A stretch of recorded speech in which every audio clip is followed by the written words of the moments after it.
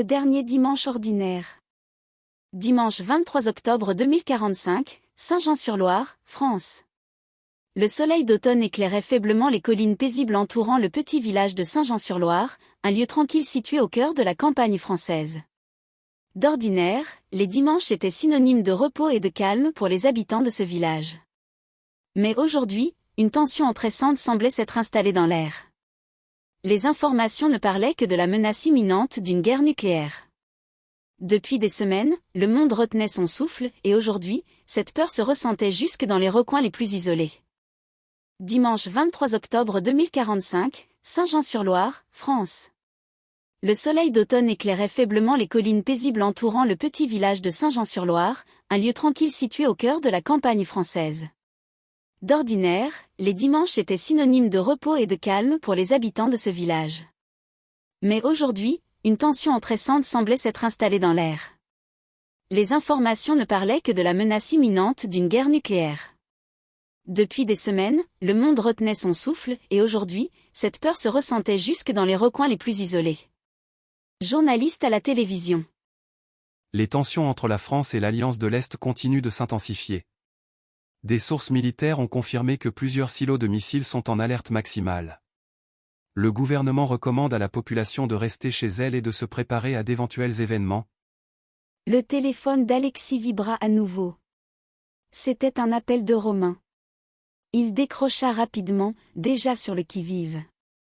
Romain? Tu suis les infos? Ça devient vraiment sérieux là.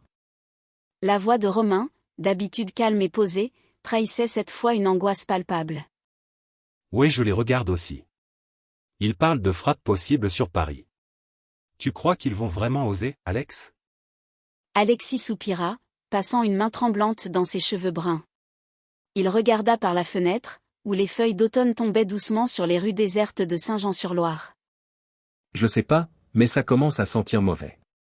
On pensait tous que c'était de la politique, des menaces en l'air. Mais là, je sens que ça pourrait vraiment arriver. Il y eut un silence au bout du fil, et Alexis entendit la respiration saccadée de son ami. Et toi, t'as un plan? Je veux dire, t'as ton abri anti-atomique, non?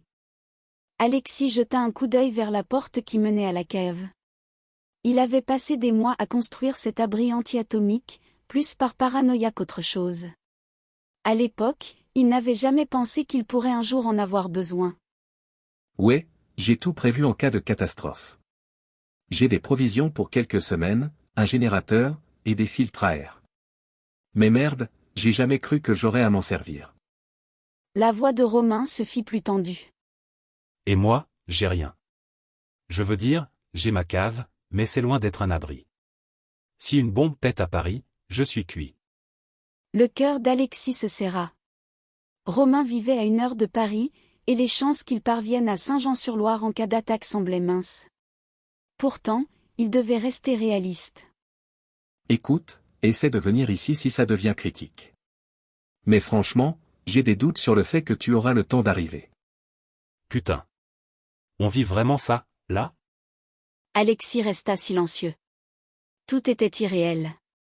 Depuis des jours, il suivait les nouvelles sans réellement croire que l'impensable pourrait se produire. Mais maintenant, tout semblait sur le point de basculer. Reste prudent, mec. Si t'as pas d'autre option, descends dans ta cave et mets des matelas contre les fenêtres. Fais ce que tu peux pour te protéger. Ouais, je vais faire ça.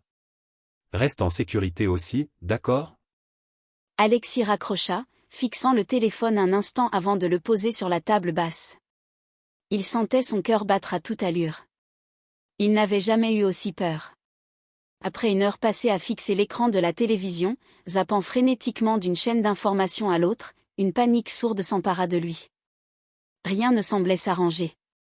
Les tensions montaient, et les présentateurs ne faisaient que répéter les mêmes messages alarmants. Nous venons de recevoir des informations non confirmées indiquant une activité anormale sur plusieurs bases militaires de l'Est. Le gouvernement français appelle au calme, mais conseille à la population de se préparer à tout scénario. Alexis se leva brusquement du canapé, son estomac noué par la peur. Il fixait l'écran sans vraiment comprendre, ses pensées se bousculant. Il allait attraper sa télécommande pour éteindre la télévision quand une lumière blanche, plus brillante que le soleil, illumina brusquement la pièce. Le cœur battant, Alexis courut vers la fenêtre. Ce qu'il vit lui coupa le souffle. Au loin, vers l'est, une gigantesque explosion venait de déchirer le ciel. Un champignon de lumière aveuglante s'élevait dans l'air, projetant des ombres sinistres sur le village. Putain. Putain. Il tourna sur lui-même, sa respiration rapide, avant de courir à travers la maison. Son cerveau fonctionnait à une vitesse folle. Il savait qu'il avait peu de temps avant que les retombées radioactives n'arrivent. Il se précipita vers sa chambre, attrapa un sac de voyage dans lequel il fourra quelques vêtements, une lampe torche, et les provisions d'urgence qu'il avait préparées il y a des mois. Ses mains tremblaient alors qu'il rassemblait tout ce qu'il pouvait prendre. Dehors, le sol commençait à vibrer sous l'effet du choc de l'explosion. Il n'avait plus de temps. Il saisit son sac, traversa le salon en courant, et ouvrit la porte menant à sa cave. Il descendit rapidement les marches, son cœur battant toujours à tout rompre. Arrivé devant la porte métallique de son abri, il la referma derrière lui avec une rapidité maladroite, vérifiant chaque verrou. Ses mains tremblaient de peur, mais il savait qu'il devait rester concentré. L'abri était plongé dans une légère obscurité. Alexis prit une grande inspiration, alluma une petite lampe à l'aide de la manivelle du générateur, et se laissa tomber sur une chaise, le sac encore serré contre lui. Ça y est, c'est vraiment arrivé. Il fixa le plafond de béton au-dessus de lui, le bruit lointain de l'explosion continuant de résonner dans sa tête. Tout ce qu'il avait redouté venait de se réaliser. Le monde au-dessus de lui s'effondrait. Il était seul, dans cet abri, avec seulement l'écho de sa propre peur pour compagnie. Il se leva et alluma une radio qu'il avait stockée avec ses provisions. Après quelques grésillements, une voix d'information s'éleva, coupant brièvement le silence oppressant de l'abri. Nous confirmons que plusieurs frappes nucléaires ont touché le territoire français. La région parisienne est gravement affectée.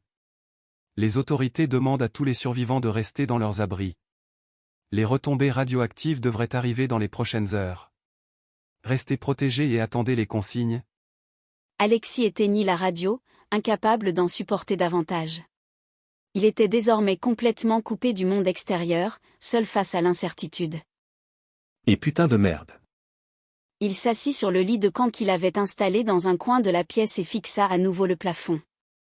Il était là pour survivre, mais combien de temps devrait-il rester enfermé ici ? Combien de temps avant que le monde ne soit de nouveau sûr, si tant est qu'il le devienne un jour ? Tout ce qu'il pouvait faire maintenant, c'était attendre. Attendre et espérer que quelqu'un, quelque part, pourrait encore sauver ce qui restait de leur monde.